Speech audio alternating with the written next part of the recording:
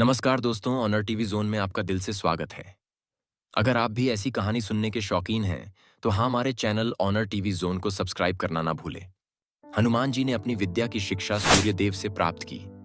जब उन्होंने सूर्यदेव से शिक्षा लेने की प्रार्थना की, तो सूर्यदेव ने कहा कि वे निरंतर चलते रहते हैं और उन्हें समय नहीं मिल पाएगा। हनुमान जी ने उत्तर दिया कि वे उनके साथ साथ चलकर शिक्षा ग्रहण करेंगे। सूर्यदेव उनकी लगन से प्रभावित हुए और उन्हें समस्त शास्त्रों और वेदों का ज्ञान दिया।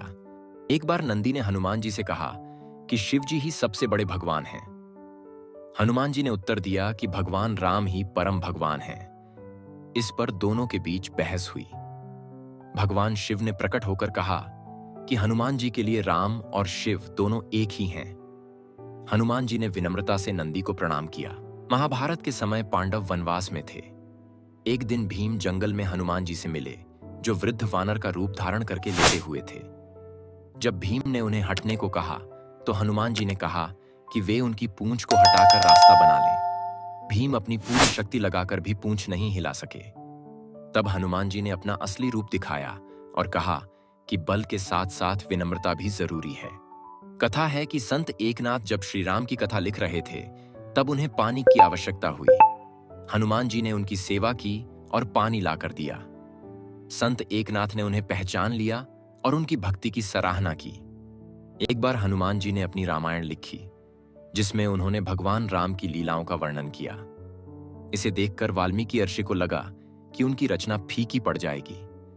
हनुमान जी ने अपनी रामायण को नदी में विसर्जित कर दिया और कहा कि वे केवल भगवान राम की सेवा के लिए लिखते हैं, न कि प्रसिद्धि के लिए। अशोक वाटिका में जब हनुमान जी माता सीता से मिले, तो उन्होंने उन्हें सांत्वना देने के लिए फूलों की माला बनाई। माता सीता ने माला देखकर कहा कि यह उनकी भक्ति और प्रेम का प्रतीक है। जब हनुमान जी रावण के दरबार में पहुंचे, तो रावण ने उन्हें धमकाने की कोशिश की। हनुमान जी ने रावण को धर्म और सत्य का महत्व समझाया और उसे भगवान राम से क्षमा मांगने की सलाह दी। रावण ने उनकी बात नहीं मानी, लेकिन हनुमान जी ने अपना धर्म निभाया। कथा के अनुसार एक बार शनिदेव ने हनुमान जी को कष्ट देने की कोशिश की। हनुमान जी ने अपनी पूंछ से शनिदेव को जकड़ लिया और उन्हें छोड़ने से पहले यह वचन लिया कि वे उनके भक्तों को कभी परेशान नहीं करेंगे। इसलिए जो लोग हनुमान जी की पूजा करते हैं, उन पर शनि की बुरी दृष्टि नहीं पड़ती। जब हनुमान जी ने समुद्र पार किया, तो भगवान विष्णु का सुदर्शन चक्र उनका मार्ग रोकने आया। लेकिन जैसे ही उसने हनुमान जी के राम नाम का जप सुना, वह रुक गया और उनका मार्ग प्रशस्त कर दिया। कथा के अनुसार हनुमान जी ने एक बार भगवान राम से कहा कि वे उन्हें अपने वास्तविक रूप में देखना चाहते हैं। भगवान राम ने उन्हें शालिग्राम के रूप में दर्शन दिए और कहा कि जो लोग इस रूप की पूजा करेंगे, वे हमेशा संकट से मुक्त रहेंगे। एक बार भगवान राम की अंगूठी नागलोक में गिर गई। हनुमान जी उसे लेने के लिए नागलोक गए। वहां उन्होंने नागों के राजा वासुकी से भेंट की और अपनी भक्ति और बुद्धिमत्ता से अंगूठी प्राप्त की। एक बार एक राक्षस ने हनुमान जी को चुनौती दी। हनुमान जी ने अपनी चमत्कारी गदा से उसे हराया। कहा जाता है कि हनुमान जी की गदा भगवान विष्णु ने उन्हें भेंट की थी। एक बार हनुमान जी को अपनी शक्ति पर थोड़ा गर्व हो गया। भगवान राम ने उनकी परीक्षा ली और एक साधारण गिलहरी को राम सेतु बनाने में मदद करते देखा। गिलहरी की निष्ठा देखकर हनुमान जी को समझ आया कि भक्ति सबसे बड़ा गुण है। हनुमान जी भगवान शिव के 11वें रुद्र अवतार माने जाते हैं। कथा है कि भगवान शिव ने माता अंजना को वरदान दिया था कि उनका पुत्र संसार में अद्वितीय शक्ति और बुद्धि का स्वामी होगा। इस वरदान के फलस्वरूप हनुमान जी का जन्म हुआ। कहा जाता है कि तुलसीदास जी ने हनुमान जी की कृपा प्राप्त करने के लिए हनुमान चालीसा की रचना की थी। जब तुलसीदास जी संकट में थे, तो हनुमान जी ने प्रकट होकर उन्हें आशीर्वाद दिया और उनकी समस्याओं का समाधान किया। जब भगवान राम ने जल समाधि लेने का निश्चय किया, तो हनुमान जी ने उनसे निवेदन किया कि वे उनके साथ रहना चाहते हैं। भगवान राम ने उन्हें वरदान दिया कि वे चिरंजीवी रहेंगे और जब तक राम कथा का वाचन होगा, वे वहां उपस्थित रहेंगे। एक बार हनुमान जी ने देखा कि माता सीता अपनी मांग में सिंदूर लगा रही हैं। उन्होंने पूछा कि वे ऐसा क्यों करती हैं। माता सीता ने उत्तर दिया कि यह भगवान राम की लंबी उम्र और सुख के लिए है। यह सुनकर हनुमान जी ने अपने पूरे शरीर पर सिंदूर लगा लिया, जिससे भगवान राम बहुत प्रसन्न हुए। जब बाली ने सुग्रीव को किष्किंधा से निकाल दिया, तो हनुमान जी ने सुग्रीव को भगवान राम से मिलवाया। उन्होंने भगवान राम की सहायता से बाली को परास्त करने में सुग्रीव की मदद की और किष्किंधा का राज्य वापस दिलाया।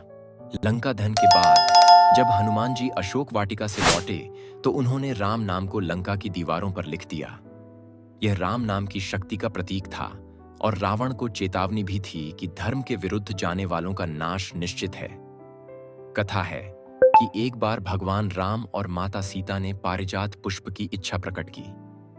हनुमान जी स्वर्गलोक गए और इंद्रदेव से वह पुष्प प्राप्त कर लाए। उनकी इस सेवा से भगवान राम और माता सीता अत्यंत प्रसन्न हुए।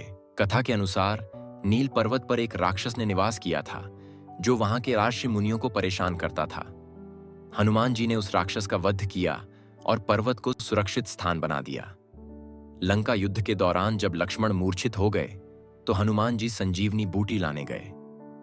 द्रोणगिरी पर्वत पर पहुंचकर उन्होंने पूरी चट्टान को उठा लिया क्योंकि वे बूटी को पहचान नहीं सके। इस चमत्कारिक कार्य ने उनकी बुद्धि और साहस का परिचय दिया।